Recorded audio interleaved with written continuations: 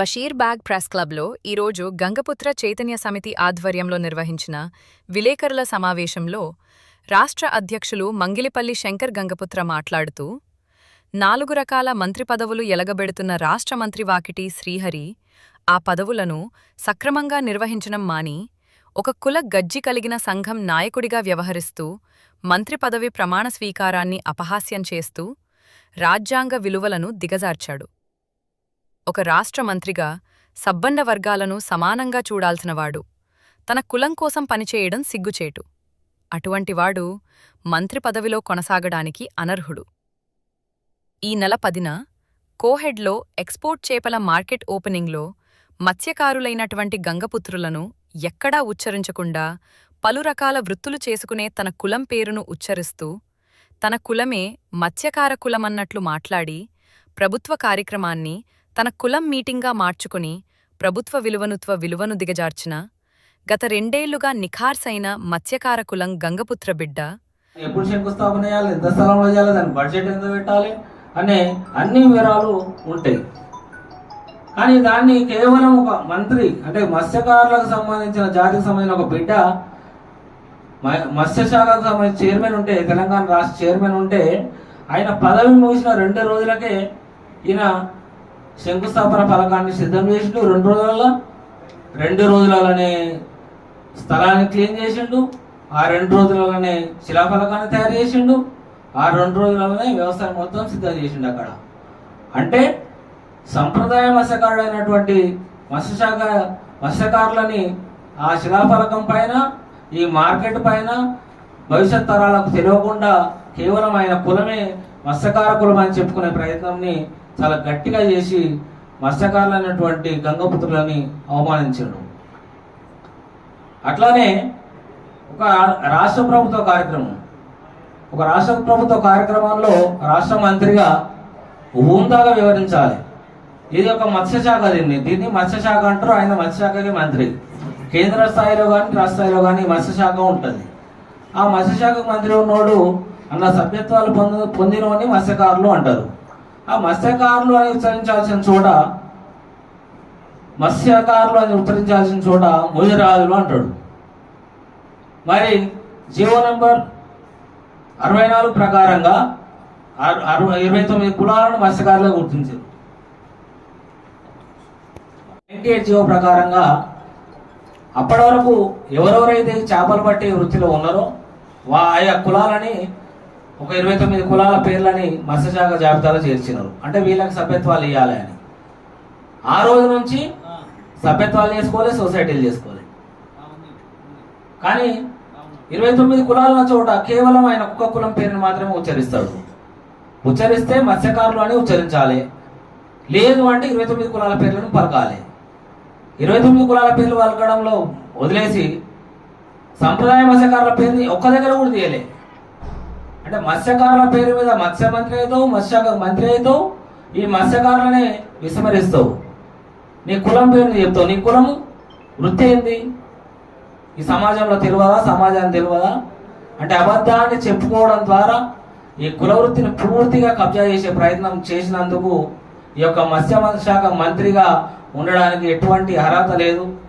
కులానికి మంత్రిగా వ్యవహరిస్తున్నటువంటి వాకిటి శ్రీహరి ఎట్టి పరిస్థితుల్లో కూడా మత్స్యశాఖ మంత్రిగా కొనసాగినట్లయితే తెలంగాణ రాష్ట్ర వ్యాప్తంగా ఉన్నటువంటి గంగపుత్రులు చాలా పెద్ద ఎత్తున నిరసనలకు తెరదీస్తాము. ఖచ్చితంగా ఈ వారం రోజుల లోపల ఆయనని మంత్రి పదవి నుంచి స్వచ్ఛందంగా రాజీనామా చేయాలని చెప్పి డిమాండ్ చేస్తున్నాము. ఒకవేళ చేయని పక్షంలో రాష్ట్ర ప్రభుత్వము, ముఖ్యమంత్రి గారు ఈ విషయంలో చొరవ తీసుకొని లోగడ ఇప్పుడున్నటువంటి ముఖ్యమంత్రి గారు అలాగే గత ముఖ్యమంత్రి కేసీఆర్ గారు ఇద్దరు కూడా, రేవంత్ రెడ్డి గారు కేసీఆర్ గారు కూడా అసెంబ్లీల సాక్షిగా బయట స్పష్టంగా చెప్పినారు, మత్స్యకారులు అంటే కేవలం బెస్తగుండ్ల వాళ్ళు, గంగపుత్రులు మాత్రమే అని. మిగతా వాడు ఎవడొచ్చినా కూడా వాడు బతుకు తెరువు కోసం వచ్చిండు, వాడు 10 రకాల వృత్తులు చేసుకుంటాడు, వాడు మత్స్యకారుడు కాదని చెప్పిండ్రు. చేసుకుంటారు అంటే చేపలు పడితే ప్రతి ఒక్కడు మత్స్యకారుడు అయితే మరి అలా 24 లక్షల మంది ముదిరాజులు ఉన్నారు కదా, మరి ఎంతమంది చేపలు పడుతున్నారు, ఎంతమంది డ్రైవర్లుగా ఉన్నారు, చేపలు పట్టినోడు చేపలోడు అయితే మరి డ్రైవింగ్ చేసేవాడు ఏమవుతాడు, హమాలి చేసేవాడు ఏమవుతాడు? అందరికి కులాలను అంటగడతారా? అందరిని ఆ కులంలో చేరుస్తారా? చేపలు పట్టే కులం అని చెప్పుకుంటుండ్రు. 1,00,000 మంది 2 లక్షల మంది సభ్యత్వాలు ఉంటే వాళ్ళు 24 లక్షల మంది సభ్యులు జనాభా. మరి మిగతా జనాభా అంతా ఏం చేస్తున్నారు? ఏ పని చేస్తే ఆ కులం అని చెప్పుకుంటారా? ఒకడు సెంటరింగ్ పని చేస్తున్నాడు, ఒక డ్రైవర్ పని చేస్తున్నాడు, ఒకడు చారీల పని చేస్తున్నారు. ఏ పని వాడు దొరికితే ఆ పని చేసుకొని ఉపాధి పొందుతున్నారు. అదంత మాత్రాన మేము మత్స్యకారులుగా ప్రచారం అవుతాం, మేము మత్స్యశాఖకు సంబంధించి మొత్తం కబ్జా చేస్తాం, మేమే ఉంటాము, ఇక్కడ మత్స్యకారులను మొత్తం పక్కన పెడతాము. మత్స్యశాఖల యొక్క ఆ కులానికి సంబంధించిన ఒక ప్రతినిధి ఉండే అవకాశం ఉంటే కూడా ఆ ప్రతినిధి చైర్మన్ పదవి కాలం ముగిసిన తర్వాత మేము కుట్రపూరితంగా చేస్తామంటే ఎవడుకుంటాడు? ఖచ్చితంగా గంగపుత్రులు అంటే వాళ్ళు ఊరుకోరు. అట్లనే మంత్రిగా ఉన్నోడి పని ఏముంటుంది? ఈ మత్స్యశాఖల కేవలం 4 లక్షల మందే సభ్యులు ఉన్నారు. ఈ 4 లక్షల మందికి సంబంధించిన వాళ్ళకు సంక్షేమం ఏంది అని చూడాలి మంత్రి అంటోడు. 470 మందికి పైగా మత్స్యకారులు చనిపోయినారు. అందులో వానికులం కూడా ఉంటాడు. చనిపోతే ఈ ప్రభుత్వం వచ్చినాక కూడా ఈయన మంత్రి అయినాక కూడా సంవత్సర కాలం గడిచింది. గత ప్రభుత్వం కాంచి కొనసాగుతున్నది. ఈ 470 మందికి ఎక్స్గ్రేషియా ఇప్పించాలి, ఇన్సూరెన్స్లు ఇప్పించాలి, అది ఇప్పించలే. ఒక మంత్రిగా చేయాల్సిన పని. అట్లనే ఈ చేపలు నేను చెప్పుకుంటుండు కదా, మరి ఆ చేపల పంపిణీ పథకం కొనసాగుతుంది తెలంగాణలో. ఇవాళ ఆల్రెడీ జూలై 13కు వచ్చినాము. జూన్, జూలై, ఆగస్టు లోపలనే చేప పిల్లల్ని పంపిణీ చేయాలి. ఇప్పటి వరకు ఆ చేప పిల్లల టెండర్లకి పిలువలే. నువ్వు మత్స్యశాఖ మంత్రిగా ఏం చేస్తున్నావు? సభ్యత్వాలే ఎంతసేపు ఉన్నా నేను మత్స్యకారుడిని, నేను చేపలోడిని, మా కులపోడు చేపలోడు అని చెప్తున్నావు. మత్స్యకారులకు ఏం న్యాయం చేస్తున్నావు? మత్స్యశాఖలో ఉండి మత్స్య మంత్రిగా ఉండి చేసుకుంటారు. అంటే చేపలు పడితే ప్రతి ఒక్కడు మత్స్యకారుడు అయితే మరి ఇలా 24 లక్షల మంది ముదిరాజులు ఉన్నారు కదా, మరి ఎంతమంది చేపలు పడుతున్నారు? ఎంతమంది డ్రైవర్లుగా ఉన్నారు? చేపలు పట్టినోడు చేపలోడు అయితే మరి డ్రైవింగ్ చేసేవాడు ఏమవుతాడు, హమాలి చేసేవాడు ఏమవుతాడు? అందరికి కులాలను అంటగడతారా? అందరిని ఆ కులంలో చేరుస్తారా? చేపలు పట్టే కులం అని చెప్పుకుంటుండ్రు. 1,00,000 మంది 2 లక్షల మంది సభ్యత్వాలు ఉంటే వాళ్ళు 24 లక్షల మంది సభ్యులు జనాభా. మరి మిగతా జనాభా అంతా ఏం చేస్తున్నారు? ఏ పని చేస్తే ఆ కులం అని చెప్పుకుంటారా? ఒకడు సెంటరింగ్ పని చేస్తున్నాడు, ఒక డ్రైవర్ పని చేస్తున్నాడు, ఒకడు చారీల పని చేస్తున్నారు. ఏ పని వాడు దొరికితే ఆ పని చేసుకొని ఉపాధి పొందుతున్నారు. అదంత మాత్రాన మేము మత్స్యకారులుగా ప్రచారం అవుతాం, మేము మత్స్యశాఖకు సంబంధించి మొత్తం కబ్జా చేస్తాం, మేమే ఉంటాము, ఇక్కడ మత్స్యకారులను మొత్తం పక్కన పెడతాము. మత్స్యశాఖల యొక్క ఆ కులానికి సంబంధించిన ఒక ప్రతినిధి ఉండే అవకాశం ఉంటే కూడా ఆ ప్రతినిధి చైర్మన్ పదవి కాలం ముగిసిన తర్వాత మేము కుట్రపూరితంగా చేస్తామంటే ఎవడుకుంటాడు? ఖచ్చితంగా గంగపుత్రులు అంటే వాళ్ళు ఊరుకోరు. అట్లనే మంత్రిగా ఉన్నోడి పని ఏముంటుంది? ఈ మత్స్యశాఖల కేవలం 4 లక్షల మందే సభ్యులు ఉన్నారు.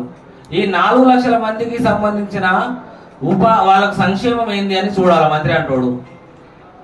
470 మందికి పైగా మత్స్యకారులు చనిపోయినారు. అందులో వానికులం కూడా ఉంటాడు. చనిపోతే ఈ ప్రభుత్వం వచ్చినాక కూడా ఈయన మంత్రి అయినాక కూడా సంవత్సర కాలం గడిచింది. గత ప్రభుత్వం కాంచి కొనసాగుతున్నది. ఈ 470 మందికి ఎక్స్గ్రేషియా ఇప్పించాలి, ఇన్సూరెన్స్లు ఇప్పించాలి, అది ఇప్పించలే. ఒక మంత్రిగా చేయాల్సిన పని. అట్లనే ఈ చేపలు నేను చెప్పుకుంటుండు కదా, మరి ఆ చేపల పంపిణీ పథకం కొనసాగుతుంది తెలంగాణలో.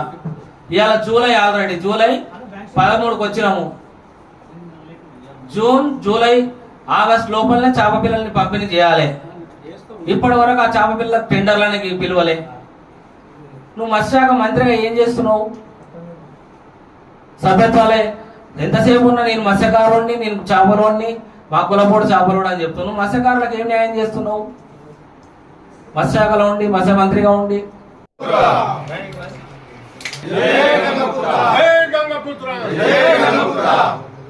గంగపుత్రుల ఐక్యత, గంగపుత్రుల ఐక్యత, జై గంగపుత్ర, జై గంగపుత్ర.